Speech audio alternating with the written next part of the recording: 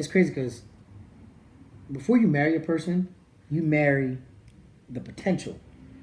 You don't marry a person for who they are today. Absolutely. The scary part is you don't know who they're going to be 5 years from the time you say I do. Make sure y'all follow, make sure y'all like, make sure y'all comment, make sure y'all subscribe, make sure y'all share, make sure y'all tell y'all mamas, make sure you tell everybody, cousins, baby mamas, kids. I told mine. Tell them come subscribe, tell them come watch, tell them come learn something. You know what I mean? Make sure you follow all the people who are on this platform. Make sure you check out their websites, their Instagrams. Make sure you check out my website, my Instagram. All that should be below, hotheads.com. If you're interested in advertisement, if you're interested in sponsoring, if you're interested in being on the podcast, reach out. You know what I mean? You can reach out by email, you can reach out by Instagram, you can reach out on the website. However way, reach out, let me know. All right, we back at it, another episode of the Hot Heads Podcast. I got a special guest on. I'm going to let him go ahead and introduce himself. What's up, everybody? Jayson from Harrisburg. I'm a husband, I'm a father, I'm a pastor locally, business owner. I'm a part of a few organizations in the area. Okay.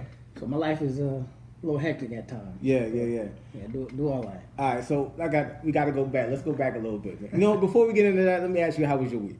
Man, I'll be honest.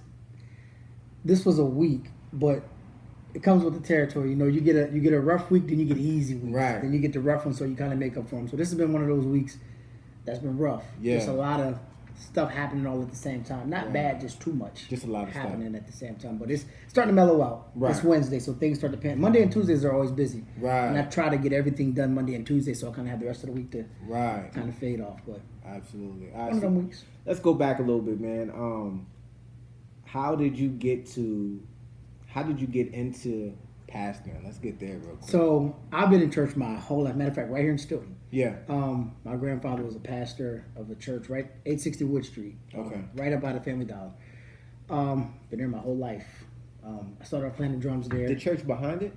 Mm-hmm. Right Okay. there on the corner, right across from Coker's. Gotcha. Yep. Grew up playing the drums there. Went from the drums to the piano. Then one day we were driving. I think we were either going to a service or coming from a service, and I told my grandpa, I was like, I want to be a preacher. How old? I think I was like 11 or 12. Okay. I was like, I want to be a preacher, and he laughed, and I was serious, but I wasn't serious. Right. I just didn't expect him to laugh. Right. So when I told him that, he was like, okay, well, I'm here if you ever want help. Right. I think a year later, I came to him in his office and said, I think I'm ready. And then he looked at me. He said, well, thinking you're ready ain't enough. Right. So let me know when you're sure. Yeah. So then that pretty much let me know. I was like, look, if you want to do it, you got to be serious about it. Right. And if not, wait. And so I don't know. I've always enjoyed the ability to speak how I feel. Okay. And so having that platform and him as a teacher was really just beneficial to me. He always gave me opportunity to speak. And I was kind of your different type of preacher. I wasn't like the one you see on TV. Absolutely. I kind of just spoke relevant words Right. for the moment, how I felt. I would use a lot of my transparency, a lot of things that I went through that kind of related to the scripture and things like that. So that's how that came about. And then moving forward now, the church that I planted and that I pastor now is different. Yeah. And it just, I don't want to say it just happened, but it kind of just happened. When something's your destiny, it's kind of hard to track the where and how. You just know you just kind of walk into it. Right. And that's pretty much how that went. So that young. That young. What I've been inspired preaching you? since I was 14. Really? Really? I've been preaching since I was 14. I was a licensed minister at 15, 16. I don't remember. I became an ordained pastor at 21, 22. I can't remember. Wow. It was like 21 or 22, yeah. Wow. How old are you now? 32. 32. Yes, I've been doing it for a long time. Wow. I'm doing the church thing for a long time, and preaching for a long time, and pastoring for 8.5 years. Yeah. So you kind of get to learn at different levels things about yourself, really. Like Right. things about yourself that you really wouldn't know until you're in those positions. Right. So We're going to get to that today, Cool. So that young, what inspired you to even want to be a pastor at 11, 12? Sheesh. Honestly, I don't think at that age I knew what I was asking for. I think, honestly, if I can be very honest, back at that time I was really looking for I noticed that when my grandpa would get up and speak, people listen. I knew that when he got the mic, it didn't matter who was in the room. You could be mayor, judge, crackhead on the corner. Right. It was the authority he had. When he got up there and talked, people listened. And I knew I had a lot to say. Right. People wasn't going to listen to 11, 12, 13-year-old. Right. What you know about life at that age? Yeah. You know, what can you tell me? But when I base everything I'm getting ready to say off of scripture, and I can make it make sense to you, I know at least that 15, 20 minutes I got that mic, you listening to me. Right. Even if you don't want to listen, you in church, you're not just going to get up and walk away because somebody's talking. Right. You're going to sit there out of respect and listen. And I might say something that might catch their ear and be like, oh, he kind of know what he's talking about. Okay. So when did you really like, this is what I want to do and I know why? I'm going to be honest, this may sound crazy. It really hit me when I went to college. Okay. I went to Lincoln University, shout out to LU, all black college. And I went, kind of did my thing. I got to like my junior year and I was like, I was going to school to be a lawyer at the time. I wanted to be a lawyer so bad. Got there, I kind of realized that's not what I want to do. I shadowed the lawyer, realized that's not what I'm trying to do. What hit me was, I said, okay, if I'm not going to be a lawyer, what am I going to do the rest of my life? And I was like, a mentor of mine was like, what do you enjoy most doing? If you can see yourself doing what you love for the rest of your life, would you do it?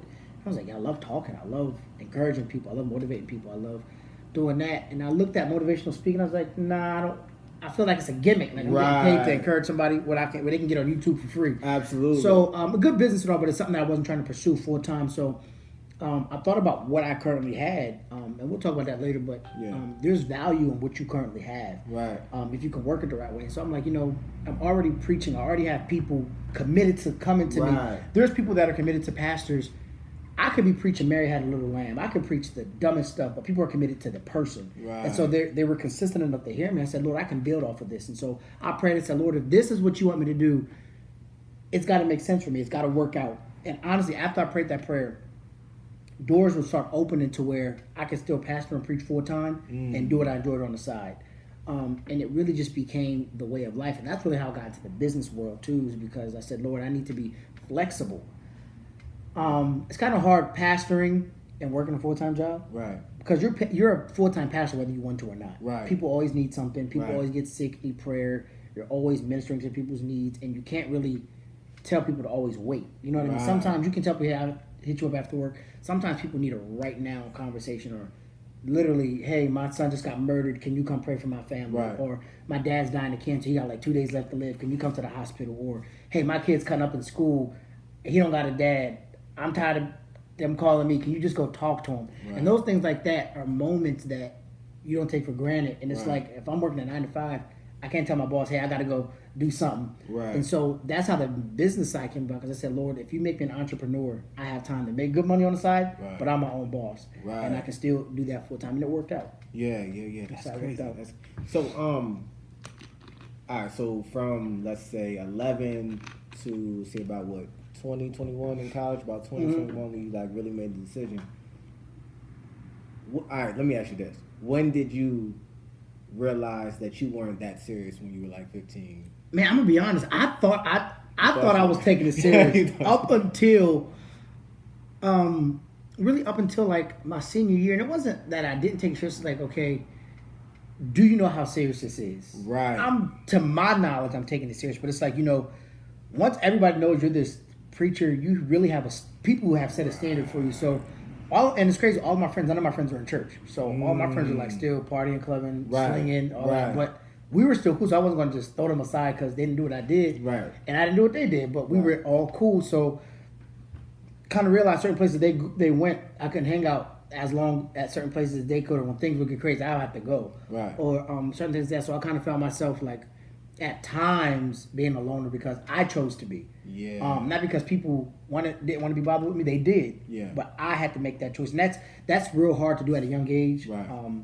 Choosing to not go to where you could possibly have fun, you could possibly lose your life, you could possibly get involved in something that you'll pay for the rest of your life, get charged or things like that. And it was just about making a choice. I thought I was taking it serious until I got to college, and it's really like, okay, these people up here don't know you. Nobody would ever know back home that you're getting into stuff. But can you be mature enough to still do things as if somebody's watching you. It's like, okay, now you got to take it serious. Right. Because I could do it and get away with it. But Right. Would I feel good about myself? Would I? Right. Would I know God is still watching? Like, what if somebody I'm messing with be like, hey, aren't you that preacher from? Right. It's crazy. I was Right. preaching. I'm not making this up. I was preaching at in different cities at the time. Mm-hmm. I was preaching at a church in Jersey, and I didn't know anybody there. It was a big church. Things were going on. After that, I ended up leaving after the service. I went to school. My first week of school, this girl stops me. She's like, is your name Jayson? I'm like, yeah. She's like, you preached at my church when I was in Jersey. Now, mind you, I don't remember her by no means. But the fact that people may know you and you have no idea. Now, what if I was doing something crazy and that girl happened to see it? My whole witness would have been just ruined. So I didn't realize till then, it's like, you really have to take it more seriously because people are watching whether you know it or not. Right. People are always watching, and that's what really made me say, okay, either you're going to do it or you're not. If you don't do it, you don't do it. It's cool. No shame. But if you're going to do it, you got to do it all the way. Yeah. So that's where that line was drawn right there. Yeah, that's crazy. So let me ask this, because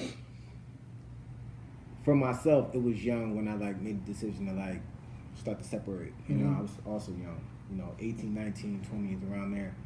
And it's difficult. Yeah. It is difficult to walk away and be like, man, look, for me personally, I didn't have anybody either. There was no mentor, no father figure, anybody to guide me in the right direction, right? Mm-hmm. So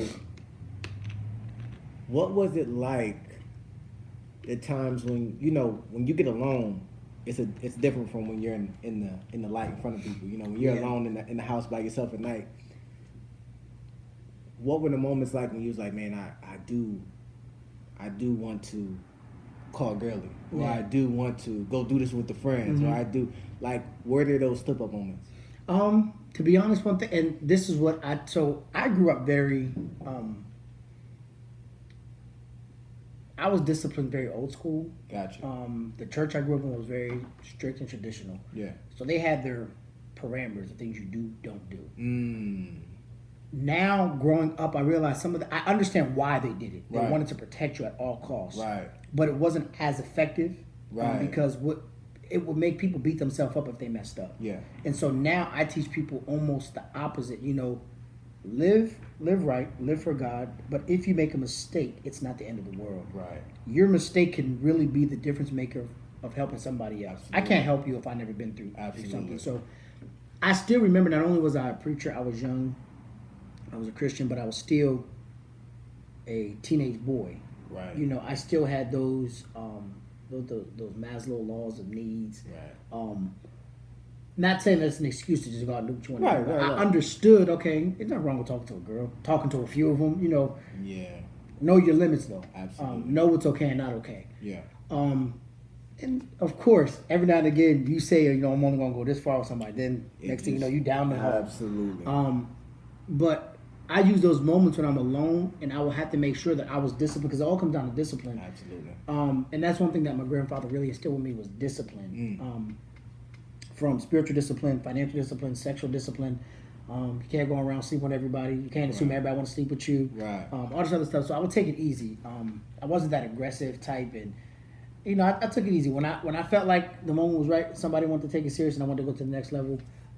We did, and I didn't allow those times when I did mess up or make a mistake to define me. I learned from it, and I quickly moved on, because if you stay in a place too long, it'll tear you down. Absolutely. But yeah, I learned from that and moved on. But there's plenty of times you're like, shouldn't I?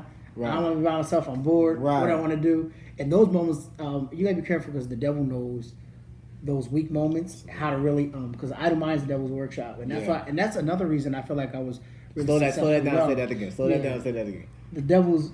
Idle minds the devil's workshop. Yeah. And I really believe that's why I was really successful at an early age. Yeah. Because I didn't allow myself to have idle time. Right. Anytime there was downtime, I was doing something productive. Okay. Reading, listening to something, doing something, trying to make something work. Right. And even though they failed, I learned from it. So, first 5 years, from 18 to 22-ish, I was doing stuff, good ideas, wrong timing, and it didn't work. Gotcha. But I learned. Gotcha. So now when I do it in my late 20s, it's working, because I already failed at it. Right. And I know what to do, what not to do, and what to stay away from. So I was using my downtime as productive as possible. Okay. I did not allow myself to have a lot of downtime. That's dope. So at this time you're 21. You start. I guess, really getting into it? Like, really? The preaching thing, yeah. So at 21, also, I started my first business. Okay, what was that? The daycare business. Okay. So I graduated college at 20. I was 20. I didn't turn 21 until August. I graduated May 1st. Started the business in October of 2012. Yeah, October 2012. I'm sorry, a year later. I graduated 2011. 2012, I opened the daycare business. Gotcha. And how I got into daycare is crazy. Let's talk about it. Let me tell you, being a black man in childcare was not, man. mind you, this was, what's it, 2020, about 10 years ago. Yeah. So it was a little different. You got kids. Right. Imagine somebody coming to you, a man coming to you saying, hey, can I watch your kids? Yeah. Or hey, I got a daycare, you want to bring your kids there. The plus side I will say I had people that knew me in the community. Right. So it wasn't like some random black guy saying, give me your kids. Right. I reached out to a lot of my friends before I did it. I was telling everybody, hey, I got this idea. I worked in daycare before, so I was pre-exposed. Okay. People were used to seeing me. At church, I ran the youth ministry. So I was pre-exposed to being around kids, and I have always loved working with kids. I was a program director for a summer program, so I was already in that area. So parents knew me, people knew me. Gotcha. I went from just being the worker now to owning a business, and Wow. I believed in myself so much. Yeah. Like I started off real small. Like my first place was probably big as this. Okay. I believed in myself, and I said, look, if I'm doing this for somebody else, I know I can do it for myself. Right. And I know I can change some things to make it a little more effective. And I really have a heart for people, and I don't know if that's the church side of me or just I love kids, but I just have a heart for people, and I understand how to work around those needs. Yeah. And I was working full time at the time, and I was doing the daycare business part time. Long story short, it just became such a big need. I had 2 centers at one time, and I had to walk away from my job. And it paid off, and I never looked back. But I've been doing the entrepreneur thing since 21 years old, man. And there's a lot of things I've learned. God, through that journey and just helping other people. And like now, people can come to me with an idea or say, look, I'm trying to do this, and I can flat out tell you, yep, do this, do this, do this, or stay away from this, stay away from that, stay away from that, or that's not going to work, or this will really work if you do X, Y, and Z. And it's not that I'm trying to tell people what to do or how to do it, but when you do something long enough, you just know. One thing about it, and I tell people, we may be in 2 different total business realms. Like you're into clothing, products, and your line of business. I'm in the service industry, but certain principles never change, no matter what you're into. Like certain things don't change, and when you can really get down to the nuts and bolts of the principles, you can't mess up. Certain, like I said, certain things have been happening before we were born. Businesses were around before we were born. Successful people have the formula, and we have to learn from them people. And that was my biggest thing. I'm a big studier of people. I study people. I study industries. I study systems, because it gives me a blueprint of what I can do. And if I need to tweak it a little bit to work for me, that's what I do. But I study who has done it and who's done it well. And I even studied who did it bad to know what to stay away from. And I think that was my advantage, because I wasn't afraid to try. And I wasn't afraid to fail. Like I'm not prideful. Right. So if I messed up in front of everybody, them same people, I had to go back to and make sure they know I got back up. Right. So in the daycare business, I had a lot of ups and downs, and so I learned quickly what to do or not to do. And so now I'm at this place where I'm confident in my ability to make things work. And I think confidence is the number one attribute that business owners have to have, because if you don't have tough skin, you won't make it. And I'm sure you know. Absolutely. Listen, man. So what were some of those early things in business that you just didn't know that stick out to you? What's something like?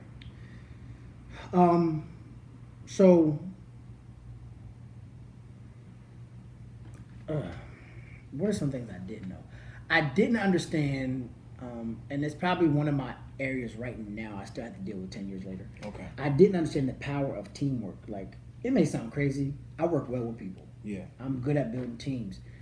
But I think one of my downfalls is I don't give them enough to do. So I can have a team of 10 people around me and a whole list of things to do, and I'll give those 10 people 10 things. I got the same. And I'll leave 20 things for me to do. I got the same. And it's not that I don't trust them. Yeah. It's that I know I can do it. You just can do it. And I know I'm used to doing it. Exactly. And so I don't delegate. But with that, the message it sends to the team is, you don't trust me. Right. Or you're not confident in my ability. Right. So why am I here? Right. And one of the things we have to do better is assuring people that we brought on our team that we are a team. Absolutely. I trust you to do this. And I think the ADD in me kind of kicks in if I give somebody something to do and they don't do it when I think they should do it or how I think they should do it. It kicks in like just let me do it. Absolutely. But I think now at the stage I'm at, it's not healthy to continue to do everything. One, it's nobody's going to want to work with you. Absolutely. If they know, look, you're just going to be standing there. And people want to be used. People want to be, they want their gifts and talents put to work. And so I think just that ability of handing something off and walking away from it is hard to do. But that's one thing I didn't really understand is how to really take advantage of who's there. Right. And understand that who's there now may not be there tomorrow. Yeah. Just learn to deal with who's here now. Right. And if they're going tomorrow, they're going tomorrow. Absolutely. But learn how to deal with who's here now. What businesses do you have now? So I own a daycare center. I own a home care agency, health care agency. I deal with seniors and individuals with disabilities. I own a consulting firm for small businesses, and I consult different people. I also, I'm a published author. I have 2 books out. Okay. So I kind of help people do that too. So my consulting business, not only do I have the businesses, but I have a consulting firm that allows me to help other people set up their businesses. One thing that I learned, back to that question, there's a lot of people who have good business ideas, but they don't have the business structure foundation set. Like they don't have EIN numbers, they don't have, they're not incorporated, they don't have business banking accounts. They don't realize half the stuff you buy now, you can write off. Absolutely. Like if me and you go out to lunch and just talk and business comes up, that's a write off. So I really consult people on how to make sure you said your good idea becomes a sellable idea, that it becomes an actual business. Because if it's not formulated right, you just got a hobby. And there's a difference between a business and a hobby. And I think a lot of people out here are hustling hobbies, and they don't got businesses. Business is a state of mind, and so the consulting firm, I have the ministry, the church, and then I have a nonprofit organization outside of that too. So I think that's it. That's it. Okay. Yeah. Tell me what will be the best step. Let's say I'm this guy coming in, and hey, look, man, I'm about to start a clothing store. Let's say I'm first month. You know what I mean? I'm about to start up, man. I know I can do it. Then what's the first thing you would say to me in that situation? So that happens a lot. Like a lot of people come to me and say, look, I'm trying to do X, Y, Z. Help me start X, Y, Z. The first question I ask them is why. Right. Why that? Why that and why now?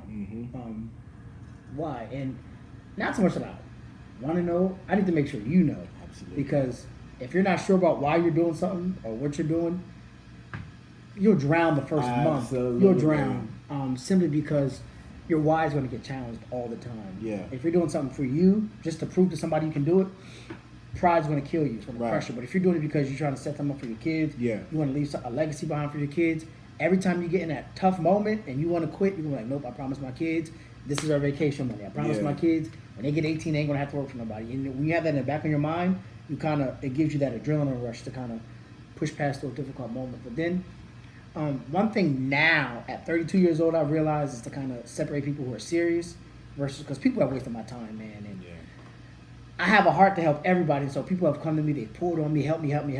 I've helped them. It was a waste of time. They never did it. They weren't consistent. Right. And so now you kind of weed out people who are serious. What skin in the game do you got so far? Like, what have you done? Where's your business plan? Who else have you talked to? That's the first thing I ask them is why, and why this and why now. Because it's got to be the right time in your life to do anything. I have business ideas. It was just the wrong time in my life. Right. The home care business, I've been a licensed home care agency for 4 years. Wow. Just renewed my license again. I got my new license for this year yesterday. 4 years. I had this idea like 7 or 8 years ago. And I tried it 8 years ago, and it was the wrong time. Fast forward, I really wanted to do it for the right reasons. And 4.5 years ago, I got my license for the first time, and that's because it was the right time. But it's got to be the right time to do whatever you're trying to do. Right. So, where did you get the idea to do like healthcare? So you're going to hear me bring up my grandpa a lot. Okay. He's really the center around everything I've done. Wow. So he gotten sick. The doctor, he didn't like. Old people are stubborn, man, and he just was tired of going through the whole back and forth with doctors and all that, and they told him he needed a home care aide to be at his house with him to make sure he was okay. So he had two bad experiences. The one aide that he had was just real bad, just wasn't a good person. They wouldn't come on time, they wouldn't come at all sometimes. They would come, they wouldn't barely do nothing. So that put a bad taste in his mouth. Gotcha. Second time he had signed somebody, this lady was cool. She was always on time. She was always there. He would lock her out, wouldn't let her in. Wow. He didn't want to be bothered with her no more. And I said, man, old people are like children. Because I was already working with children. It's just the same principle. I said, they just need a service, and it's really to help them at a place they can't help themselves. Right. And I said, I don't want any other person to have a bad experience with home care. And so I really looked into it because it's not my area of expertise. It was not my field. So it took me a long time to really study that, get to know the ins and outs, and learn what that business is about. Yeah. Because nursing is a whole nother field. Right. And learning the ins and outs, I realized it was such a big need. Like, old people don't want to be in a hospital. Nobody wants to die alone. Right. People really want to spend their days at home, enjoying their house, enjoying their family. But if they can do it with a little bit of help, why not? And so that's what really pushed me into that area. And it took me a while. And that tested my my seriousness, because that was hard. That was hard to get into. Yeah. What was so hard about it? Dealing with so in daycare, once you get licensed, you can just start. Okay. In the health industry, Department of Health is one agency you have to deal with to get licensed. Once you're licensed, then you have to go over to the insurance companies to say, hey, I'm a licensed agency in the state of Pennsylvania. Now, can you give me your clients? And they say, okay, now you have to credential with us. You have to license with us, which is a whole nother process. Wow. It's expensive. It's timely. It's very timely. And if you're in a rush, you're going to be like, well, this isn't worth it. Right. But it's time consuming. And it's hard because, again, I'm so wired to deal with education and childcare. So the language is different. The regulations are different. Everything's different. Yeah. Everything's just different. And because it wasn't my area of expertise, I was depending on a lot of people helping me along the way and finding the right people. And mentorship, and that's one thing I push now, is mentorship. And I'm thinking about it again. If somebody comes to me and say, hey, what business, I'm trying to do this business, what would you say? I would say get a mentor. Get somebody that's going to hold you accountable and walk you through. Right. And don't take advantage of them. Right. Have them there. If you have a conversation, if you're on the phone with them, and I hope I ain't getting into a whole other. No, please go. If you got a mentor, man, like, don't wait for them to reach out to you. You reach out to them. Right. If you call them on the phone, understand they're probably busy. If they're successful enough to help you, they're probably busy. Get them on the phone. Don't small talk. Ask your questions. Get off the phone. Right. Let them go back to their life. Yeah. Every now and again, don't do the telephone. Like, take them out to dinner. Say, hey, I'm gonna buy you dinner. I'll bring it to your house. Or hey, can we go out to lunch or dinner or something? If they agree, already have your questions in mind, ready to fire up. Right. Because that time, they're going to be busy. They'll enjoy lunch. They'll enjoy dinner, but don't take advantage of that time. Get from them what you need. Yeah. And show them your appreciation. If it's their birthday, send them a birthday text. Get them a birthday card. Send them a gift card. So, I don't know, little stuff. Yeah. But having a mentor matters. You either have mentors or you have mistakes. You can avoid a lot of mistakes if you have a mentor. Because they've been down that road. They can help you. And that's probably why I'm successful as I am in the home care business. Not because I knew what I was doing. I knew who was good at it, and I submitted myself under them to learn until I was able to say. And the mentors I had were really good, but they were busy. And so I knew if I had a question, I would text one lady 2 days before I needed the answer, because I know it was going to take her about that long to get back to me because she was busy, and she would just give me flat out answers, like, and sometimes she would, like, some stuff she would say, like, man, that's hurtful, but she was like, it's really because I'm trying to help you, like, look, you did this all wrong, you wasted your time. She was like, hey, do X, Y, Z. And when they tell you something, if that's your mentor, don't go back and forth. Like, if you disagree, cool. Don't do it with them. Like, don't go back and forth, because they're going to feel like you don't value what they're saying. Absolutely. 9 times out of 10, what they're saying is probably right, because you don't know. But if it could be wrong. They're not 100% always right. Yeah. But if they tell you something you disagree with, take it back with a grain of salt. Look at it. If it's wrong, cool, fix it. If not, check into what they said. Yeah. I lost a lot of money not listening to mentors at one time, to be very honest. I missed a lot of opportunity. I've struggled in certain areas because I didn't have mentors, and even not just mentors in that area. When you get married, I got married at 26. I think I was 26. There wasn't a lot of people my age that were married, so I looked up to older men who were married because I never knew how to be a husband. So if you're chartering an area you're not familiar with, it's always best to be with somebody that's got experience in it and can hold you accountable. I can't tell you how big accountability is nowadays, because nobody wants to be held accountable. Everybody wants to be right. Everybody wants to do something and expect everybody to agree with them. You got to be held accountable.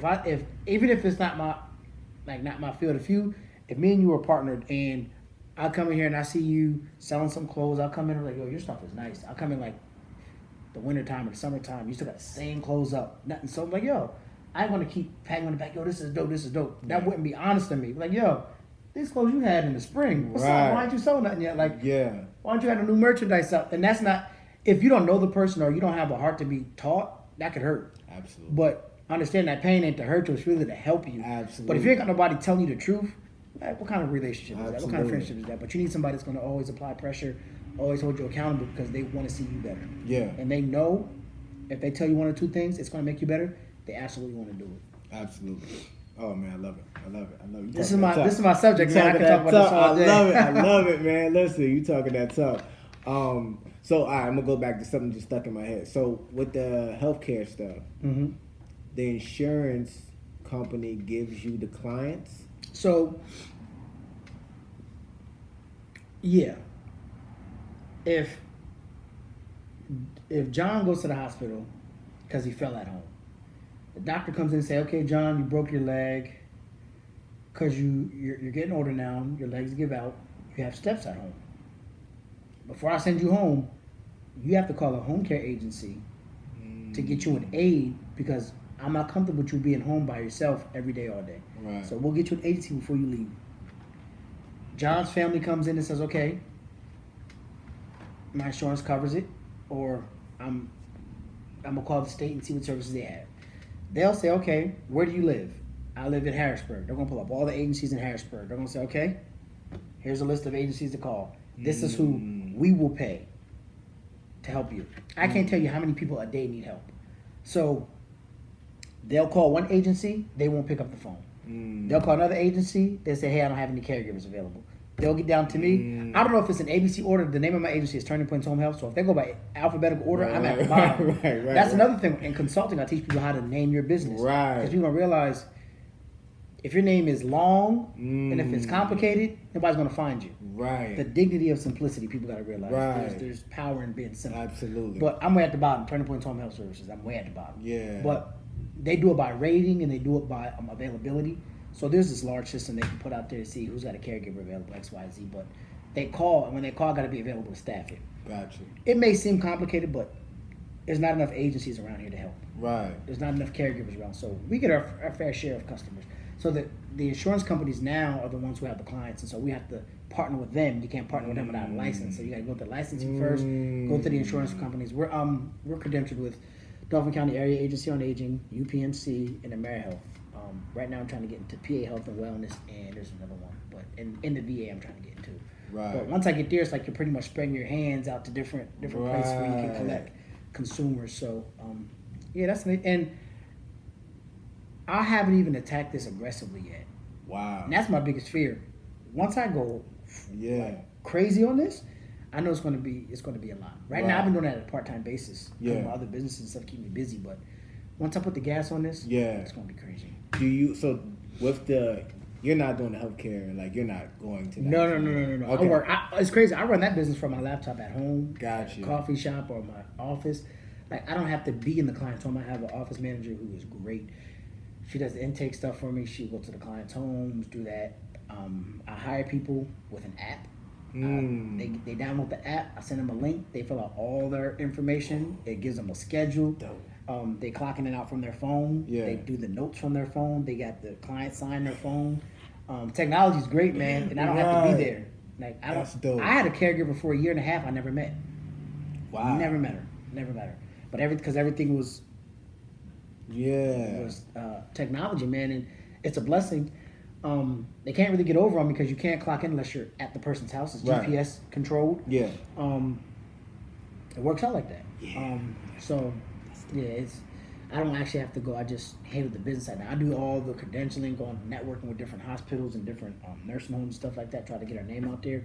That's my job. That's what I'm good at. And again, I know what I'm good at and I know what I'm not good at. Right. So what I'm not good at, I have somebody else do it. Right. The paperwork stuff and administrative stuff ain't my taste. Right. So I get somebody else to do that. Gotcha. Okay. I know you ain't got too long, man. So I'm gonna try. That's cool, man. Today's one of my off days, man. I purposely kind of took off the day. Kids were sick and I had help at different businesses, so I kind of took the day to chill out. Okay, got you. All right, so For people who mentorship is very important. Mm-hmm. Learning from other people is really important. So, how did you find your mentors? It's funny. You find mentors one or two ways. You literally, like, you find a coach. You go to them and say, "Hey, I've seen you've done this for years, and you're really good at it. I'm really trying to start out in this business. Would you mind mentoring me along the way?" Yeah. They're gonna say yeah or no. People's pride would not let them say no. If somebody comes to you and say, "Man, I've been watching what you're doing. I admire what you're doing. Can you help me?" Yeah. And I'm like, cool. They're not going to say no. Then you set the parameter. Hey, do you mind if I call you once a week just to check in? Do you mind if I sit down with you once a month just to kind of pick your brain? And you let them know what that looks like. Because if you just say yeah, and they say yeah, and it's that, you don't have a mentorship if you don't pursue it. Yeah. Me, and there's the other way a mentorship is just people who you don't even know right. that can really help you. And they don't necessarily have to be in your line of work. So I have mentors in the pastoring arena. I've got mentors in the business arena. I've got mentors in the daycare business, the home care business. My business mentors, some of my business mentors aren't even in my line of work. Wow. I have one guy who's a mentor to me. He's really in the like commercial real estate. Like he's a documented multimillionaire in just real estate. Wow. And I pick his brain up because, again, principles don't change. So it doesn't matter what you're selling or what business you're in. Certain principles do not change. Right. So he can help me a lot with how to manage people, crisis management, all those different things. And just, I can pick his brain about a lot of frustration. And he'll laugh like, "Man, I've been there 5-10 years ago, man. Look, this is what you got to do, X, Y, and Z." And those people I just listen to. Yeah. I'm like a little student, man, when I'm listening to them. And then I'll go out and execute. So I take everything they told me and I actually do it. Right. It's not good just getting information and do nothing about it. Yep. Right. So the ones you had, how did you find them? So it's funny. The one was actually my landlord when I first started. Shoot. The real estate guy was actually my landlord at my first daycare center. Nice. It's funny because relationships are reciprocal. So even though I'm your mentor, there should be something that you're giving to me too that's encouraging me. Like even if it's the fact that they really look up to what I'm saying. So he was my mentor. Like he was my landlord at the place I was renting, and he was impressed that I was running this business at that age, and he saw I was paying him on time. Sometimes I was paying him in advance. Also, what I did was, because I appreciated him, he did a lot. There would be things that would happen in the building. I know it was the landlord's responsibility. I took care of it. It wasn't a big expense. I took care of it. Let him know, look, we're in this together. I don't want you to think I'm out to get. I'm going to give whenever I can. Certain things that I can get fixed, I got fixed, paid for it, didn't mention it. He came to me about 6 years later and said, "Hey, I bought a building in like Middletown. My daughter-in-law wants to get to daycare. I told her I know a guy that's in daycare. He offered to pay me a consulting fee to help her set up. I denied the consulting fee. Now, that was like $2,000 I would have got just to sit down with them for an hour or two and say, hey, this is what you got to do. I denied it. Why? Because I knew what I get from him was worth way more. Exactly. He never charged me, and that meant a lot because when other opportunities came around, he remembered me. Perfect example, I'm working on a deal right now that he was going to put up like $8,000 for without asking for the money back. Now, mind you, that it's relational because it goes back to when he needed something. I could have easily took that $2,000 and be like, nope. Right. I'm deserving, but I understood the relationship I was trying to build. So I helped them set up. They have like 2 successful daycares. He doesn't run them. I mean, he just owns like part of the business, collects his money, but he has nothing to do with it. And I helped train his people. They went on about their business, so it was relational. You always have people you can trust, but you have to identify who you're comfortable with. Yeah. Identify that person and just move forward. If you get to a place you realize, this ain't working anymore. Yeah. Get somebody else. Because there may be, if I'm trying to be a millionaire and I get a millionaire mentor and I reach $1 million, they're no longer my mentor, they're my equal. Right. So now I want to be a billionaire. I got to find a billionaire mentor. Absolutely. They worked for the time I needed them to work. Now I gotta go bigger. So it's okay to have a mentor at this level. The higher you go, your needs may require you to have more mentors, and that's okay. But you always have to be a student. Always remain a student. Always find somebody that's a teacher and just remain teachable. You get to wherever you want to go. Yeah, that's man. So, all right, one more question, then we're gonna turn over to a more personal conversation. Cool. All right? What's one really important principle that you abide by when it comes to business? It's business, not personal. Okay. I mean, that sounds cliche, Right. but you can't be afraid to remain the boss. No matter how big your business is, no matter how small it is, you are the boss. Yeah. You're the chief executive officer. You're the chief officer. Yeah. That means the business rises and falls on you. Absolutely. You don't let somebody come in there and make a decision for you that can ultimately determine the direction of your business. Right. You always have to remain the boss. That means even in down to the material you purchase, what you put outside, how you allow your customers to hang out. You know what I mean? Like it all circles around. Everything you do or don't do always comes back to you. Right. So it's business. It's not personal. If I got family that's coming in here and you want to shop, cool. If somebody else walks in here and they want to buy something, I'm gonna treat you like a customer. But when somebody else walks, because you probably walk in here just to talk, you ain't gonna spend no money. Somebody else coming here, I'll talk to them for 30 minutes and forget about you. Absolutely. Because it's business. It ain't personal. Absolutely. If I hire family and I gotta fire family, we can still be cool outside of here. Right. I'll fire you and then say, let's go get something to eat. Right. Because it's business. Absolutely. It's not personal. Yeah. That goes to a whole other segment too. Be careful who you deal with in business, but Yeah, keep we it. could talk Always keep for it. hours. Yeah, man. Always keep it personal. I mean, always keep it business, not personal. Yeah. And that even goes to us because we can take a lot of stuff personal, Absolutely. but you can't. Yeah. You can't. If you got siblings or you got family and they know you sell clothes, they know you sell hats, they know you sell merchandise, they go to the store 2 doors down, buy the same thing you got, just because it's not you. Yep. They buy from somebody else, and you want to take it personal. Yeah. You can't. Yep. Because it's business. Absolutely. They might be a networking with them down there and you don't know it. And you can't assume just based on what you see that that's what it is. So always keep it business, not personal. Okay. Treat people accordingly, but business, not personal. Right. Okay. Keep that way, you'll be cool. So we're going to transition over to more personal conversation, which is one of my favorite conversations as well as business. It's a quote you live by. Oh, man. I literally have a notebook that I write quotes in. What sticks out? That's a tough one. It could be a Bible verse. It could be a quote by a philosopher, whatever it is, you know. There's a poem. It's short. Something I really live by. I guess it's not a quote. It's called "The Man That Thinks He Can." What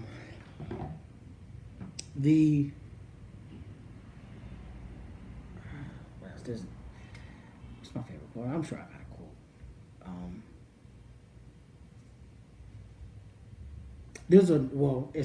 It's not my quote. It's not original, but it's one that I found like 2 or 3 years ago, and I'm starting to adopt it as my favorite one. You see the documentary about the Patriots football player that I forget his name. He was like crazy. He was murdering people because he had head trauma that caused him to be like real violent. And he lived by a quote, and he had like tattooed on him and said, "If it's meant to me, it's up to. I mean, if it's meant to be, it's up to me." And when he said that, thing hit me like, "Yo, that's crazy!" Right. Because it speaks volumes. I was like, "Yo, that little quote, I'm gonna probably get a tattoo on me somewhere." Right. I like how it sounds like if it's meant to be, it's up to me. Yeah. Pretty much meaning if it's meant to happen for you, it's up to you to make it happen. Absolutely. You can't just say, "Well, it's supposed to happen, so it's gonna fall off the sky and happen." Now, if it's up to me, I mean, if it's meant to be, it's up to me. Yeah. So No, that thing hit is me dope. when I heard it. Because a lot of people don't even understand that you got to work. Like, you have to work. Most people think it's just going to happen. You know? It will work if you work it. That's it. Yep. That's it, man. And no matter what it is, again, like it's interchangeable. It doesn't matter what it is. You can be selling cars, you can be selling clothes, you can be in the daycare business, you can be selling food. Yeah. If you work it, it will work. Absolutely. 100%. All right, so I know you weren't always this person. Impossible, right? Yeah.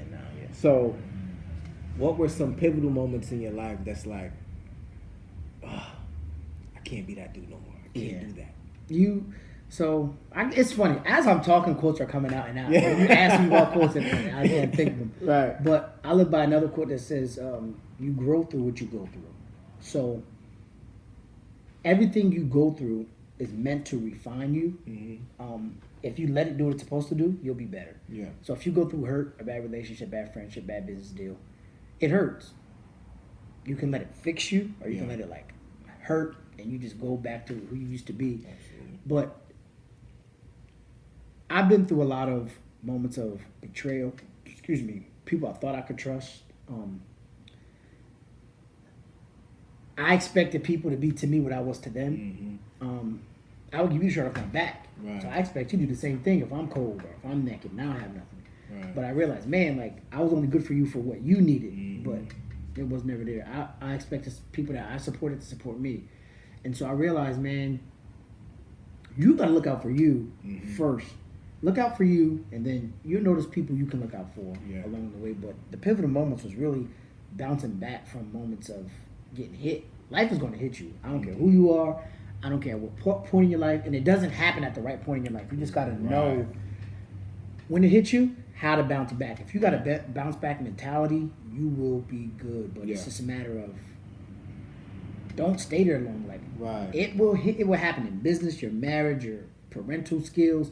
It'll happen, and when it hits you, you gotta take that hit, cry if you got to do what you gotta do, but just get back, because that's where a lot of people lose. I've seen good people lose because they got hit and just didn't know how to get back up, didn't know how to recover.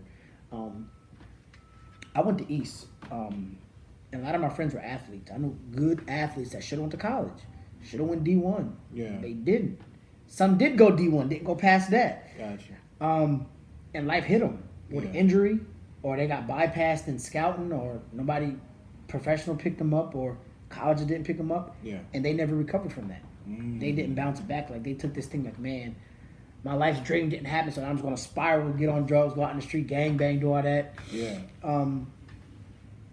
But you gotta learn how to take those hits and keep bouncing back. Life does not fight fair, but it fights. You gotta fight back sometimes. And the best thing you can do is keep getting up. Right. Keep getting, because eventually, you keep taking losses. Eventually, you're gonna take wins too. Right. But did you always have that mindset though? I always told myself, if I get hit, I'm getting back up. It's not until you actually get hit that you're like, yo, I've been saying this for years. Right. I've been preaching this stuff to people for years. Now it's happening to me. Right. But you're encouraged by hearing other people. So I do a lot of listening, a lot of reading. I was not a reader, man. I hated reading. Yeah. Up until I got to college. Like, I started reading books, and I'm like, man, like, people will put their life in a book. Some of the most people you look up to, the biggest people you look up to have had the craziest backgrounds and craziest stories, and you would not know it unless you sit and listen to their life story. Yeah. Like, either listen to their documentaries or their personal biographies they've written, or just study their life. Like, you realize, yo, they came a long way. Right. And you really appreciate their hustle even more. Like, if you listen to Steve Harvey tell a story about how he got to comedy, right. or Denzel Washington or Will Smith, how they got to acting, or like just hearing those stories, like, yo, they're no different than me. Right. They're human beings just like me. Yeah. And look at what they've accomplished because they didn't quit. And I tell myself that all the time. So now when the older I got, when life really started hitting me, because I thought back in my 20s that stuff was happening. Man, that's not what's happening back then. But when life started hitting you in your 30s, man, and it's different. Like, it really picks up, bro. Yeah. Like, life hits you. Yeah. Real life problems hit you, man. And like, yo, what am I gonna do? You got decisions to make, and you like, just make it work. Right. It always works out. Yeah. All right. So how many kids you got? Mind me asking? 4. Yeah, 4 2 boys, kids. 2 girls. And married. Yep. All right. I got 5 kids and married. Right? I didn't know that. Yeah. Okay. I got 5. One is through marriage, but Right. still, So I've been married for, my wife gonna kill me, 4 years. Oh, bro, you lose count after all. Trust me, I know. I was hoping you didn't ask me. Right. I'm thinking 4 years. I'm gonna throw 4 years out there. All right? I've been married 4 years. What is advice you would give? Cause marriage. Man, I do it all the time. That's another thing. So my doctorate degree is in theology and counseling. I do a lot of premarital counseling and postmarital counseling. Whoo! Yeah, that's a whole nother animal. Bro. That's a whole nother animal. Man. I thought business was hard, dude. I said, oh shoot, this is different. Marriage is different. Marriage is different. I think I'm gonna write a book on this. You should. There's one. So I knew your wife for a while too. We used to work together. It's crazy because before you marry a person, you marry the potential. You don't marry a person for who they are today. Absolutely. The scary part is you don't know who they're going to be 5 years from the time you say I do. My wife and I were best friends in high school. Yeah. So we were always cool. We knew each other to a degree. Yeah. I eventually fell in love with that person Right. who I seen. You don't really learn somebody. Right. Honest to God, you don't learn somebody. And I tell people this, it's hard to marry somebody you haven't lived with for at least a year. Exactly. You know, they always preach, you know, don't live. But that's not even scripture, first of all. That's stupid. I ain't live with nobody. I mean, I can't marry nobody I haven't lived. Like, I need to know how you carry yourself. How, like, who am I waking up to?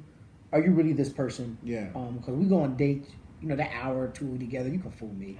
Social media, text messages, stuff, you can fool me. But you don't really know a person until, because one thing you got to realize, the person you married 4 years ago, they're going to change. People change for the good and for the bad. Absolutely. And it doesn't make them bad. It just means people change. That's not the person you married 4 years ago. Yeah. You have to understand, the longer you're married, you have to be willing to adjust to who they are. They may get to a place where, and I'm not saying it's your marriage, but people, I've seen women marry men who they were on the same level as them. 4 years later, this woman matured. She really got into her career. She really got serious about life. Yeah. Just wanted to do more, wanted to buy a house, wanted to be all go. He's still the same person she married 4 years ago. Now she matured and she's frustrated with him because he hasn't grown. And it wasn't back then. You were good because y'all were on the same level. Now you grew and he didn't. When you're married, that's now your responsibility. Why didn't he grow? What did you do to help him grow? You were so worried about yourself, but when you say I do, it's no longer I. Right. I do means we do. Right. So I should be bringing you along this journey with me. Let's do this together. Look, you may not want to own a business. Cool. Support me in what I'm doing. Right. Or let's support each other. But people get married and it's like, you knew this person was like this. Mm-hmm. And another thing, we think children are going to save marriages, and we think rings save marriages. Mm-hmm. A lot of people want weddings. They don't want marriages. Absolutely. They want the whole big day. They want the gown, the makeup, the pictures, the after party, the vacation, the bridal shower. 2 different things. They want that. They don't want the actual marriage, because the marriage is way after that stuff. It's the stuff where now when we were boyfriend and girlfriend, I could just walk away. Now we're married. I can't just, I don't like you. I get on my nerves. I just want to leave. And you're committed to a higher calling now. It's like, I don't think people really understand the importance of it, because you stand before God and you say, look, for better or worse, it sounds good when you putting on rings and stuff, but you tell them, look, for better or worse, for sick or poor, till death do us part. What happens, and this is part of my counseling too, so whoever listens to this gets free counseling. What happens when the person you fell in love with is no longer that person? Like, what if when y'all get married, before y'all get married, y'all talk about having children? 3 years into marriage, y'all ready to knock it out. Right. You're like, you know what? I'm too old. I don't want kids no more. Mm-hmm. Like, what? We talked about this. Yeah. What if y'all have a kid and that kid dies? Right. And you like, look, she's like, I ain't trying no more. She has every right to feel that way. Or the dad like, nah, we got to try it. You ain't carrying that baby. Right. What if she tells you, man, look, I wanted to have kids, but I went to the doctor. Like, I got PCOS. Or like, I can't carry children. Right. What do you do as a man? Like, And then another thing is people's expectations. What are you expecting to get as a husband and wife that you couldn't get as boyfriend and girlfriend? Right. What are you looking for? Right. You'd be surprised at how many people can answer that question. Yeah. They have no expectation for marriage. Absolutely. I just want this to be the person that I'm with for the rest of my life, so they can't cheat on me no more. That ring ain't stopping nobody from cheating. Absolutely. That ring ain't stopping them from doing what they want to do. Yeah. Your commitment is what stops you. Absolutely. People don't have commitment anymore, man. We used to see my grandparents were married. They would have been married. My grandpa was still living. 52 years. Like, sheesh. How do you remain with the same person? Yeah. 50 years. They didn't have social media back then. Right. They didn't have influence of people. And they got married young. We thought we got married young. They were married at 18, 19. Ooh. And would have been 50-something years. Same man, same woman. My grandmother never got remarried. Because they had a deeper level of commitment. They weren't so easily persuaded. They weren't so... They had their fights, trust me. They've had their fair share. Absolutely. But they made it work. They understood how to forgive quickly. Right. And not hold grudges and move on. Sometimes be willing to be wrong. Yeah. Even if you're 100% right. For the sake of the marriage, be willing to look. Ooh, that's important. Pick your battles. Look, this argument I ain't having. Yeah. Like, we had plenty of them. Right. This one I ain't having. You got it. Yeah. I did it. Yep. I'm sorry. My Absolutely. bad. And that takes some pride adjustment. Absolutely. As a man, to say you know you right, but you know what? I'm gonna take this out. Absolutely. A good woman will come around and realize, he only did this so we couldn't argue, but I was really wrong. Right. And they'll come back. And that's how you really know the strength of your marriage, is knowing when to have certain arguments, knowing when to avoid them. Mm-hmm. If you know your wife has certain triggers, you put them in a box. And you lock that box and you never touch it again. Yeah. And because you know now, if I touch them triggers, it's unfair. Right. Because I'm hitting areas that hurt. Right. And you have to be committed to that stuff. It comes down to commitment, man. And a lot of people don't have it. I do believe a lot of people want to be married, but I don't think they have a full understanding of what it is, because it's not easy. Yeah. God, it ain't easy, but it has its moments too. Like, don't get me wrong, like there are days when you just appreciate the fact, look, I'm married, I got a family, I got something to come home to, I got somebody to work for, like I got people that appreciate what I'm doing. Yeah. When you're single, it's cool. Yeah. During the day, when you out doing what you want to do, Right. when you're at home by yourself, like, who am I going to call? I ain't going to nobody spend time with. Yeah. Eventually that gets old. Right. I was having a conversation with my wife the other day. I had this dream, right? Mm-hmm. So in my early 20s, I practiced a lot of like self-control and emotional control and stuff like that. So I got a lot of books and a lot of, I watch a lot of stuff, all that stuff on like emotion management. So so a lot of my life, like I don't really, and this could be a good and a bad, I don't really get attached too much to like the emotional things in life. Like, you know what I mean? Like I see it for what it is. I understand, but I don't like overly indulge in it. Yeah. So I'm saying that to say that. That's a good trait to have when you're younger. Right. As you get older, you just start to see that it can make things, it can. It's not healthy. Yeah, man. So I was sitting down, and God always has his way to get through to me. It's always a certain way. It's like somebody talking to me isn't necessarily going to get through to me, because you may not say it the way that's going to get through to me. But he knows how to get through to me. So check this out. So I had this dream. This just happened. Probably a week ago. I had this dream of my wife dying. Wow. Just a week before, I was thinking to myself, like when people die, I'm not really extra about it. You know what I mean? Like I understand, I get it. It's life. It's a cycle. I get it. So I don't really get attached. I'm like, I was talking to my wife and I was like, yo, honestly, I said, I think it's only if like one of the kids die would I like really like, you know what I mean? Because I will understand if you went. I'm like, one of my kids. Like, I don't know if I can understand. I had this dream that my wife died. Listen. I can only imagine. Oh man, listen. In the middle of the night, I woke up bawling. Wow. I mean, like not just tear. Because it seems real. It was so real. Even though I knew she was laying behind me.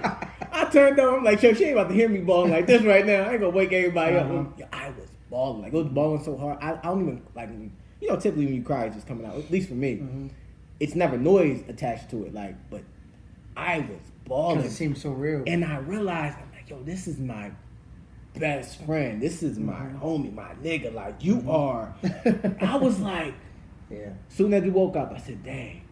I said, I'm about to take back everything I said the other day. I wouldn't, if it was you, I don't know what I would do. Like in the dream, I was trying to find ways that I could still see her, even though she's gone. Like for some reason, like if I did certain things in the dream, I can't remember what it was, I was able to still see her, sit next to me and talk to her. And then once those things started fading away, she started fading away. So I'm running around crazy. I'm like, yo, how can I see her again, And it drove me insane, yo. That dream was, but it brought me to a reality of like, all right, Josh, maybe you got to rethink about how you're thinking about this. Maybe you're not seeing it from real perspective. Maybe it's just the way you taught yourself to look at it. But man, it might not be reality. And the older you get, man, you have to rewire how you think. Because like you said, like, it's cool to be like that when you're younger. It's actually a good thing to be not emotionally attached when you're young. But the older you get, that can be unhealthy to a relationship. Because I'm like, man, where's your empathy? Like, you don't care that I'm mad, or you don't care that I'm sad, or I just lost a family member. Why aren't you consoling me? And it could be you just don't know how to do it, or you're just not that. And, it can be unhealthy. So you kind of have to rewire and it sounds crazy saying like how can I be more sad, or how can I be, but it's not that. So how can I be more understanding about people's feelings? The older you get, you just appreciate those little things more. So I can understand, like, you wake up and be like, man, it's the reality. This can happen one day. Like I can lose my wife in a car accident, or sickness can just strike her, or anything can happen. Like she could be at work and the building catch on fire. Anything. Like I can really lose her, and that feeling of, man, it felt so real, and you keep that right here, and it just, like you said, it just makes you like rethink everything and rewire everything. But yeah, that's tough. I got another question. This might I don't even know if I should ask this question on camera, but I'm gonna ask this question. And this ain't about like me or nobody. It's just a question because I know a lot of people get in marriage and then get out, get in, get out. You know what I mean? See it all the time. I know plenty. You know what I mean? Seen it plenty.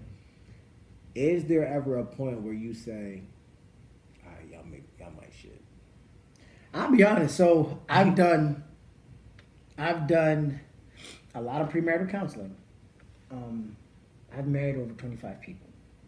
I've done about 10 to 15 premarital counseling. I remember being in one premarital counseling. I think we were at our second one, and I had thoughts. I was like, I don't know if this is going to work out. So I normally do 3 sessions. So I used my second session of all my unreadiness to develop my questions for the third one. At the end of the third one, I advised them not to get married. I said, I was like, y'all want 2 different things out of life. And you listen to somebody talk long enough. They might have said this stuff to each other all the years of being together, but they didn't hear it with the right ear. It takes somebody unbiased in the middle to hear what they can't hear, or hear what they're not, or to say what they're not hearing. Right. And I'm like, y'all want 2 different things out of life, and I'm like, look, this is not going to work. Like Like, how can I tell these people they ready to get married? They got these plans. They just sure. And when I told them, because I wouldn't have been able to sleep. Right. I told them, I was like, y'all want 2 different things in their life. I found out they both were married before. And the same reason I thought it was going to work was the same reason the other marriage failed. And I'm like, y'all going to do what y'all going to do. My advice is to wait. That was my way of telling them don't do it. So my advice is to wait until you're at a certain place and you're sure. It's like right now it feels like you're rushing to prove a point and all of this. I was like, my advice is to wait. Y'all talk about it. Let me know what y'all want to do. Oh, they came back. No, we're just gonna do it. We're not gonna do a big thing anymore. We're just gonna do something at the house. And I was like, all right, cool. They asked me to do it. I knew them personally. Well, I knew her personally, and I met him through her. I was like, cool, I'll do it. Because you asked me. I gave you my advice. You still gonna do it? Cool. 10 months later. 10 months. It didn't even make a year. 10 months later. He's leaving me. And she went through a season of depression, like nervous breakdown. Talking about a strong black woman. Yeah. Just broken. And again, I ain't God, but had you listened to me, I tried to help you, but people think you don't want to see him happy. Right. People think you're jealous, or people think, they're tired of hearing everybody tell them opposite of what they hear, what they want to hear. But when you come to me, I'm just giving you what I feel God has given me through our conversation, and I always use scripture to underline everything I do to the best of my ability. And 1 + 1 always equals 2. Right. If it don't add up, it don't add up. And I'm like, and my job is to only reveal to you these red flags. What you do with them is up to you. Right. And they both went through that separation, that divorce. It was hard. I think she hated him after that. I mean, she couldn't stand the ground he walked on. They end up, one day he called and just apologized how everything went. He still wanted to be friends. He didn't want to get back with him, but he's like, I still want to be friends. I think he just wanted the benefits of it, but he wanted to just be friends. And she forgave him. They worked through it. And I think they're at least cool now where they'll speak to each other. But they both moved on their separate ways. But that was a season of hurt that she didn't have to go through. Yeah. They bought a house together. Like, that could have been a part. You didn't have to do all that, man. Like, take your time. Yeah. There's no rush, no expectation. Don't let people tell you, you're 30 years old, you ain't married yet. You're 30-something, you ain't got no kids yet. Right. Just because you had your kids at 18 and you had like 3 different men don't mean I got to do that. Like, live your life. Don't let people put you in a box that's not you. Yeah. Everybody's different. Maybe you could. I know I could have got married young. I knew I wanted to get married. I just wanted to. I didn't have to be 40 or 50 to figure that out. Yeah. You know what I mean? And say, hey, if it ain't for you, it ain't for you. But if it's for you, don't let people tell you too young. Or I never let that stop me because I did everything.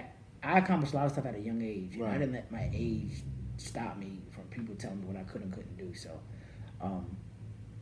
marriage ain't easy. That's a whole. I think that's a whole nother segment. Man, it's really relationships, marriage, and whoo. Yeah. It really is. It's a whole other thing. It really is, man. Especially now, man. It's so different. Yeah. So different. Yeah, that's what I be trying to like with me and my wife. We definitely try to make sure. One thing I say a lot in my house is like, let's stay in reality. Like, let's not get caught up in this idealistic world. Like, let's stay in what's real. TV don't help it, man. TV, man. Listen, we turn that joint on. We gonna turn that on. We turn a movie on every once in a while, stuff like that. But we don't fool with the TV really too much, man. And social media, all that. Like, we handle the business, do what we gotta do on there. But we are not just about. I'm telling you, if I didn't have my business, because my platforms are really important. Yeah. Like, you wouldn't do it. I wouldn't have. Like, I'd be okay without it. I say it every day with my kids. I'm like, I would not be touching my phone like this if I didn't absolutely have to. Some messages are time sensitive. Some things I gotta promote. Some people, parents I gotta answer. Absolutely. If I didn't have a need for that. It's bad, man. Like I can't find the benefit of just being on the phone to look at people if you don't have a purpose. Watching right, yep. I don't see. It's so negative now too. Like, right. Every time you turn around, somebody either died, somebody got shot and killed, somebody's arguing with their baby mom, baby dad. It's like, oh, it's always something. Dude. Yeah, always I look for business on there too. Like, I've learned how to scout business. Oh. Like people be on there like, yo, it's so hard being a single mom. You know, I gotta pick my kid up from school. I gotta do X on the Z. So I hit them like, hey, you know, we have a school program. If it helps you out, we pick your kid up from school. You just pick them up from the daycare before 5, so you got that extra hour in between. And they be like, you know what? Me and my friend need this. Right, and, that's you know, smart. things like that's that. Smart. Or people go. It's crazy. I didn't realize until I got to the home care business that people are actually looking to take care of their parents and stuff. And they were like, it's hard when I'm working, and then I gotta take care of my girls. Like, hey, I can pay you to take care of your parent. Right. And you probably make more money than you will working your job, and so you learn how to use social media to your advantage, because prior to that you won't really know how to read social media. Right. But I use it. It's even for church. Like, I see people going to pray for me, X, Y, and Z. Like, hey, me and my church are praying for you. If you ever get a free Sunday, come out, check us out. And I use it for all good. Or I'll try to share light on some situations, or give advice to people I see going through different things. But or reconnect with family. That's what I use it for. Social media can be detrimental, man. All right, so I got another question. So I got a couple more written down, but these is like things that's in my mind. So when it comes to, let's say, just parenting, you have 4. What's your oldest? 12. 12. Okay, man, my oldest is 12 too. All right, that's the one. Here we go. That's the one. How was it transitioning from this is the 8-year-old to this is the 12-year-old? They're two different beings, like completely different. Yeah. How was it for you transitioning and accepting, or like how do you go about it? That's crazy. So the 12-year-old, the oldest one, is the one you spent the most time with, and it's like their whole life. All you did was talk about what to do, what not to do, how to choose friends, all of that. That's like at 12, they literally try everything that you told them not to do. It's like, and it's crazy because now she's in 6th grade, which is middle school now. Now it's coming to middle school, 7th, 8th grade. Absolutely. So you had that extra year to kind of grow up and mature.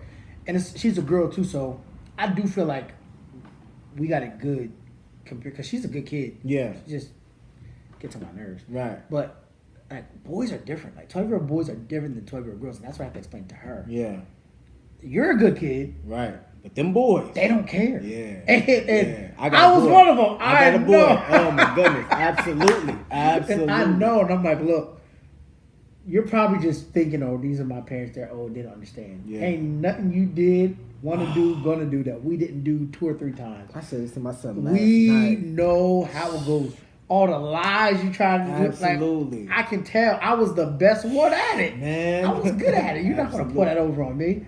And it's like, you want to believe him. It's like, he gets to a place where, like, you know, that can't be my kid. Like, that's not the kid I raised. That's not the kid that lives in this house. And then when teachers call and they say different things, you're like, yo, you know it's your kid? Yeah. But you're like, nah, like, how? And then when you get him, it's like, as a parent, your defining moment is not what your kid does. We're not going to be naive. Kids are going to be kids. They're going to go through life like we went through life. They're only going to learn by bumping their head. The defining moment is, as a parent, when you see what's happening in front of you, what are you going to do about it? Are you going to ignore it? Oh, they're just kids. They're just boys. I had a friend that told me, oh, they're just boys. Right. Boys are going to be boys. No. Boys being boys are going to men being men in prison. Exactly. Or men being... It doesn't. If you don't get it, if you don't teach your kids financial discipline, sexual discipline, physical discipline at a young age. Sexual discipline means you can't You see something, all you can do now is look. You can't even comment on it no more. Absolutely. They can get you for sexual assault. They can say you did something you didn't do. Right. If you don't have discipline over your body, over your person, over Absolutely. your sexual desires, Yeah. Ooh, that's a physical, you can't just want to fight everybody that looks at you or talk about your mom. Absolutely. They called your mama a B. Is your mama a B? No. You have to pick and choose. You will go to jail. You think it's cool. I was defending my mom, trying to get a job at the post office at 19 or 20. And they be like, nah, you was fighting in school? Like, we can't have you up here wrecking federal property. Like, they would judge you based on a moment you had in your life. Yeah. And if you don't make better decisions, don't make you a punk and make you smart. Right. And you try to teach your kids that. Because in school, what they know is peer pressure. Right. You know, what are my friends going to think if I ignore this person? Or what are they going to think if I don't answer them? And you gotta realize they're not really your friends. They're laughing at you at your demise. Like somebody's bullying you or picking on you or calling you a name, and your friends are laughing. People are laughing at you. Yeah. They're getting enjoyment out of seeing you suffer. Why? How is that your friend? Like, if they were your friend, they'd have broken up or not let it happen, or they would have swung first. Like, they're sitting there laughing at you, and now you feel like you got to prove something to these people that's laughing. They're not gonna be there when you ain't got no job, or when you got to go to the courts and you got to do community service over the weekend because you can control yourself. Yeah. And so that's what we're really teaching is just control and discipline. You're getting older. Yeah. That's the reality. We're not always going to be there for you. There's some things we can't get you out of trouble anymore. Yeah. Some things you're just going to learn the hard way. Yeah. And right at that point now, we've talked long enough. Now you're just going to... I'll talk to you after you've paid the price. So you've done the discipline. Absolutely. I told a teacher one time, they called and said something. She said, give her detention for a week. Yeah. Y'all, that's not... I don't know what your policy is, but that's my policy. Yeah. Make her pay. Yeah. Make her pay. She ain't going to keep doing that. And once they know there's a system of discipline, they're not going to stop. Yeah. They're just going to be more careful. Absolutely. And they're going to actually think about it more. Because that's what I want to invoke your thought. I want you to be thinking about what you do before you do it. Yeah. And I want you to feel bad about it after you do it. That means what I'm saying is working. Yeah. I'm not naive. I know you're going to keep getting in trouble. Like it's part of life. We all did it. But I want you to know, I want you to regret it before you get home. Not because you know you're going to hear it, but you know it's just not a good choice. Yeah. And that's what we really try to teach our kids is to be better decision makers. Absolutely. Ultimately. Absolutely. That's a good response. I like that. Trying to debate between do I want to ask this next question or go to something else. I'm asking anyway. So, did you have to the thought process? Mm-hmm. You know, I'm big on thought process. Right? Yeah. So your thought process that you have now, looking at that situation, did you have to adapt to that, or is it something you understood before it happened? Yeah, you adapt to it, and then back to the marriage thing. Family dynamics is everything. How you were raised determines how you raise your children. Gotcha. Me and my wife were raised two total different dynamics. Right. Not against how she was raised, we were just raised different. And of course, you raise your children based on how you were raised. So when it comes down to some discipline mechanisms, for the most part, we agree, and it don't sound great, but we're both disciplinarians. Like we want to see you held accountable. Like we want to see you do better. We're not accepting little stuff, but there be little things we just disagree on a lot. Absolutely. And one thing we don't do, we don't allow them to see where we disagree. Gotcha. Smart. We agree together, Mm-hmm. or we disagree together. We be in a room arguing about something up and down. I mean, up and down, we'll argue about it. But we get in front of them. Sometimes they hear us. Sometimes they don't know. We'll make a decision and tell them what the decision is, and we both stick by it. And they really don't know who was for it and who was against it. Right. And I promise you, one of us was absolutely against it, and one of us was for it. But you won't know because we present ourselves as a team. Yeah. Especially because if the kids realize there's a device Yeah. or division, Yeah. they're gonna eat that up. Right. They will right. eat that up. Like when my daughter misses the bus, Mm-hmm. we live across the street from the school, but Oh shoot. it's across the street, but you have to walk on the main road, and she can't walk to school. Gotcha. But if she had to walk to school, she could walk. Yeah. But she knows she missed the bus, and she tells her mom she missed the bus. It's probably worse discipline than it was if you tell me, because we leave the house around the same time. Mm-hmm. Sometimes I don't have to leave the house that early, and I don't want to have to take you to school to leave the house. But she knows it's less likely to get in trouble if you tell me you missed the bus. Mm-hmm. So she knows. I ain't telling mom I missed the bus. Right. I'm telling him I missed the bus. So I don't get in as much trouble now. She gonna hear my mouth from here to get to school. That's it. Right. But her mom's gonna hear her mouth from the time she getting dressed, from the time she get to school, during school she gonna text her, and after school she gonna hear it again. Right. But kids know that. But you gotta present yourself as a unified front so they know. But yeah, it's adapting, and that's all part of the process too. With marriage, with if you have kids that aren't yours that you get into a relationship with, because the 12-year-old's not mine. Right. I raised her since she's 12. Been her since she was like 4. Wow. 4 or 5. And that's my child. Yeah. So I've known her at every stage of her life so far. And there are certain things I just opt out of touching. Let her mom deal with it. Because her mom, if you know the woman is strong, you let the woman deal with certain things. Because she'll give that back to you. Right. In another way. And so, man, it's so much, man. And that's a parenting too is another discipline that people need to master. Because we did it young. Yeah. And so out of fear that our kids are going to have a bad life, we let them do everything. We let them get away with everything. But you missed the most important part of parenting, which is raising your child up the right way, giving them discipline. Because if you don't, somebody out there is going to. And I want my kids to hear from me first. I never want you to hear from another man that or somebody else that, you know, you're not allowed to do that. You're not allowed to say how you feel all the time. Yeah. Because you get to school and they arrest you, man. These high schools are crazy, man. Like we had cops in our high school. I went to East. We had cops in our high school. You say something smart to a teacher, you get an assault charge or a threatened charge. Like if you tell a teacher, man, shut up, before it was the threat. They didn't care what came after that. You would get arrested. You would get charged. Go to court. The only reason that kid did that is because they can talk to their parent like that. Right. I was never allowed to back talk to my mom. Even to this day, I'm careful about what I say to my mom. I'm 32 years old. But that's how I was raised. And so because I didn't do that at home, I wasn't going to school talking back to teaching. Now, every now and again, it would make me mad and I would say something. Sometimes I said under my breath, but I said something. Yeah. But I wasn't as comfortable disrespecting adults because I wasn't allowed to do it at home. Absolutely. And if you let your kid do it at home, you're giving them permission to do it anywhere. Right. You may not do nothing about it. They going to do something about it. Absolutely. And that's going to come back on you. Yeah. You take them to court. You paying the fine. You got to pay for that ankle monitor now. Definitely. And you don't see it comes full circle. Okay. I probably got one more question and then we're going to wrap it up. Are you good? All right. We've been talking for a while. We probably can manage. I enjoy this. We could sit and talk for a while. Sure enough. Because this is more of a platform where I don't want to really talk too much. Uh-huh. You know what I mean? Because I really want, you know what I mean? Like that's good that you have these opportunities for people to hear. Absolutely. That's why I really want to do that podcast thing, man. Because I want people to hear you right now. At this moment, I want them to hear you, man. Because I'm gonna tell you this. You remind me. I remember when the first church I went to as an adult. Mm-hmm. As a kid, I went to church. You know, my dad's a pastor. And I had a guy that was like kind of like a father figure who was a pastor, right? But horrible examples, like drugs. They was strung out. I've seen that before. Wife messing with my mom. It was just a horrible situation. I didn't see my dad until I was 18 years old. Like, he's a pastor, but I didn't know him. I didn't know him until I was 18. So, but the first church I went to as an adult, I was 19, 20. But what drove me to even stay there? Because this is me already just trying to figure it out myself. You know, trying to get myself better. I went by myself, and he was so normal. Like he wasn't like he wasn't on that too much. You know what I mean? He wasn't more like he didn't really dress up too much neither. So I used to go like Bible study. So one day more laid back and stuff. So he'd come in, he was dressed like me, you know. And before that moment, I didn't know a pastor could just talk normal. I didn't know the truth. We could just have a conversation and say real things that really happen.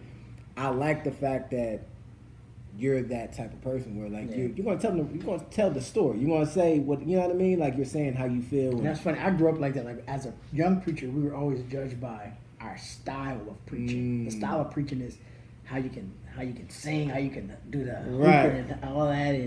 And I could do it. Don't get me wrong. I could do it because that's how I was raised. But I realized that was so ineffective. Right. Because there were some things you just weren't allowed to say. Right. And I was like, who are we really helping? Right. Like, we're not being honest. And so now, like, I preach in jeans, J's, my hoodies, man. Absolutely. And, I'm real because I don't want you to waste your time. Get dressed on a Sunday.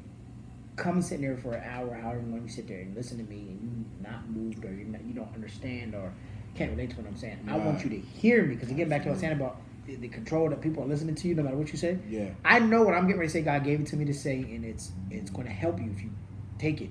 Absolutely. So I'm not going to take advantage of that time. Yeah. I know I got 45 minutes to say what I got to say, 30 minutes to say what I got to say to you. Mm-hmm. That whole 30 minutes, you get nothing but credibility and nothing but something that's going to really help you can take back home. Right. If you ask any of these people what their pastor taught about on Sunday, they can't tell you. Right. They can tell you one thing, but what did you walk away with? You should either walk away feeling really good or walk away with an action plan like this week I'm working on this. Or you know what, I feel so good about, you know, I was in a bad place. I just feel so much better now. I have more patience. Yeah. You should feel like it was not time wasted. Absolutely. Being there. Too much churches have wasted too many people's time. They come and ask for Absolutely. your money. They come and tell you to support this. They come and you don't feel whole. Right.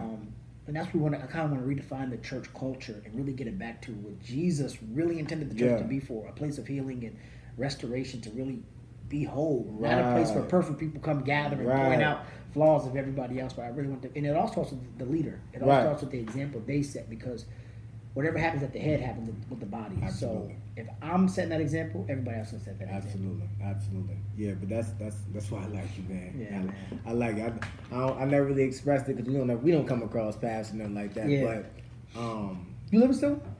no, I live in High Spire. Okay. I lived in Stone for a little bit, but I grew up in Harrisburg. Okay. But yeah, man. I like that. Like I was saying, when I went to the church, that's what drove me down. Speaking plain, the way he dressed up. Honestly, this is why I do what I do. This is why I dress the way I dress. I don't wear this stuff outside of here. Yeah. I do it because I know my audience, and I know you can hear me better if I remind you of something that you resemble or something that you would like to see. You know what I mean? 100%. I explained that to somebody before. They couldn't quite understand what I'm saying. I'm like, if I understand my audience, I have to cater to my audience, not what I want. Man, when I preach I preach all over. Yeah. When I preach at an older Baptist church or something, you don't put my nice suit, my tie, I mean, that's a robe jacket or something, because I know that too, and I want them to hear me. Absolutely. If I go to a church of young people, they got ripped jeans and all that. What do you think I'm putting on? I'm putting that on because I want them to hear. If they can't get past how you look, they're not going to hear what you're saying. That's it. Even out here on the street, imagine me walking on 4th and Woodbine, 4th and Emerald. I got a 3-piece suit on. I'm trying to tell young brothers out there how to live right. Nah. He ain't listening to nothing. You're going to walk away. If I pull up in my car, they're going to go, oh, he a drug dealer. Right. I pull up in my car, I get out, and I look the part. They think, oh, he's something. Then they be like, yo, what you doing? I'm like, yo. Or they get out and they see my Jayson, and then they see my shirt that say God something. Right. They change their whole thought. Absolutely. And then I get to talking to them about like real life where they are. Most of them, I can either tell you I know your parents, I know your siblings or somebody, or we'll just talk about anything. We talk about sports, like football season. I'm crazy. Like I wear my every Sunday I wear my Ravens stuff. Like win or lose. Now Monday, if we win, I'm talking trash. Right. If we lose, I ain't wearing nothing. Yeah. But I use that opportunity to reach people. When I was teaching in school, I used whatever was current to talk about it. Yeah. I went home. I didn't know nothing about Roblox and all that stuff. I used to go home watch stuff on YouTube, so I knew I could have a pivotal point, an icebreaker, something to talk to the kids about. Because if I can get that, then we can talk about it. Absolutely. But we have to be relevant. Even the scripture talks about that. Like Jesus had 12 disciples, and all of them didn't do the same thing. One was a fisherman, one was a tax collector. You wouldn't take the fisherman to talk business with another tax collector. You would send the tax collector who could talk that language. And so we have to develop that language that allows us to reach the culture and to reach the masses. Because talking the stuff we talk, we ain't gonna reach nobody. No. All right, we're gonna wrap it up, man. This is fun. We gotta do this again. Yeah, we have to do it again, man. Absolutely. But what's something you'll lead the people with, man? Oh man. Believe in yourself.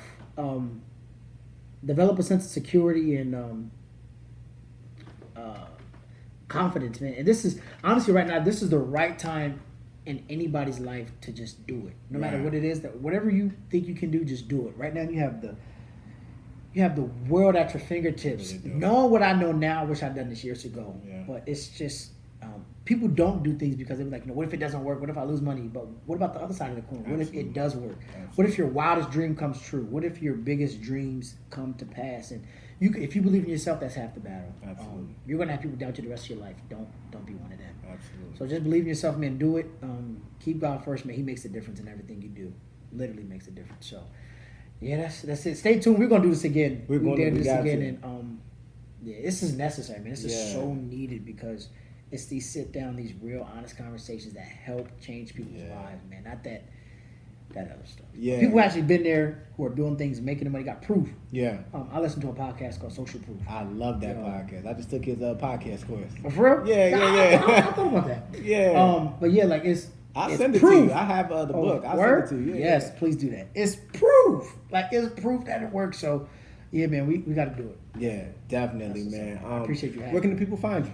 Every social handle, I'm JDav. JDav? JDAV 1914, I think all my handles are. Except Facebook is my name, Jayson Davenport. Okay. Yeah. JAYSON. Okay, got you, man. Hey, look, this is it. Yes, End of this episode. Make sure y'all comment, make sure y'all like, make sure y'all subscribe. Follow my man, y'all. I appreciate Yes, sir. you. Absolutely, man. I appreciate Yes, you. We're sir. gonna do it again. Absolutely. We out of here. Peace. Cause I started like a little before the beat drops.